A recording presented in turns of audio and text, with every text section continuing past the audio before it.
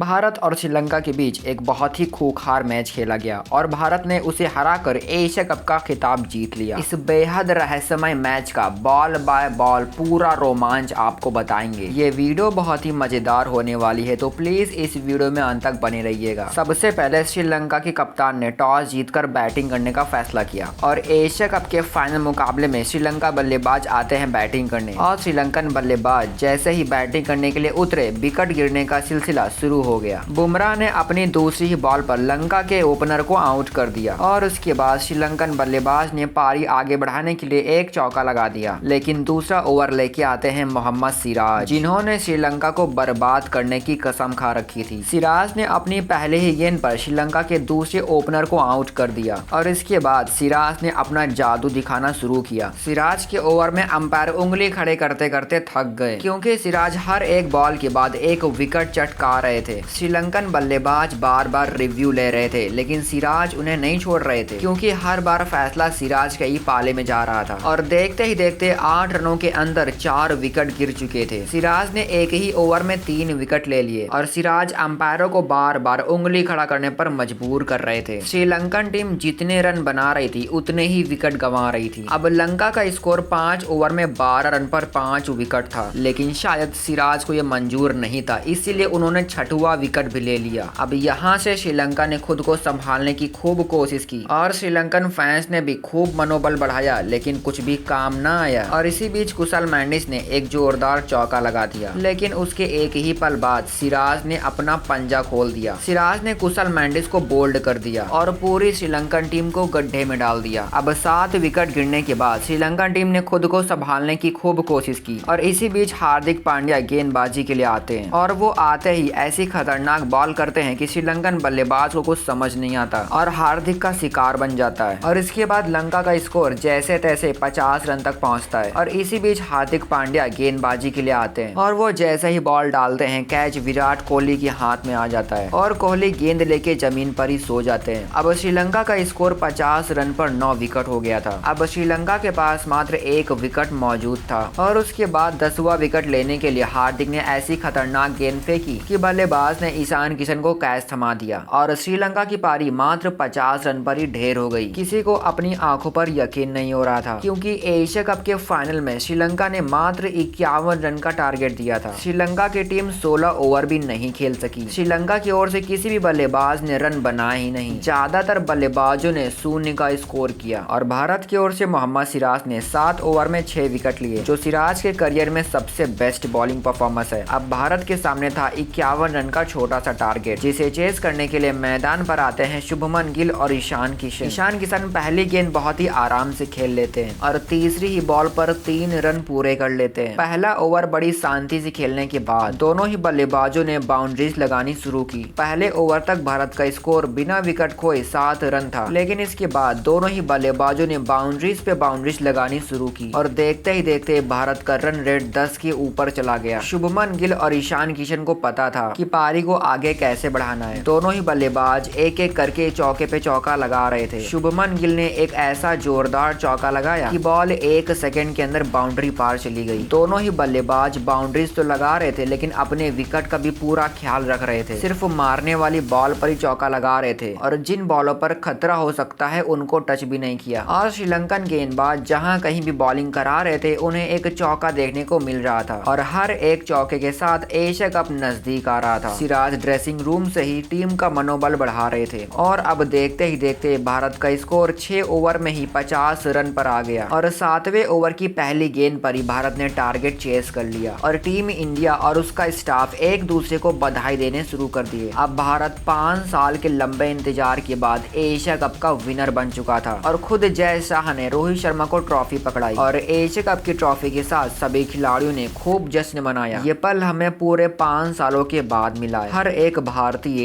Asia cup जीतने के बाद खुशी से झूम उठा। अब क्या भारत एशिया कप के बाद आईसीसी ट्रॉफी जीत पाएगा? 5 सालों का एशिया कप का सूखा तो खत्म हुआ, क्या 10 साल का आईसीसी का सूखा भी खत्म होगा? हमें कमेंट करके बताना मत भूलना और वीडियो को लाइक करना तो गलती से भी मत भूलना। हम आपको मिलते हैं एक नई और मजेदार वीडियो के साथ, तब तक के लिए आप सभी को प्यार भरा नमस्ते।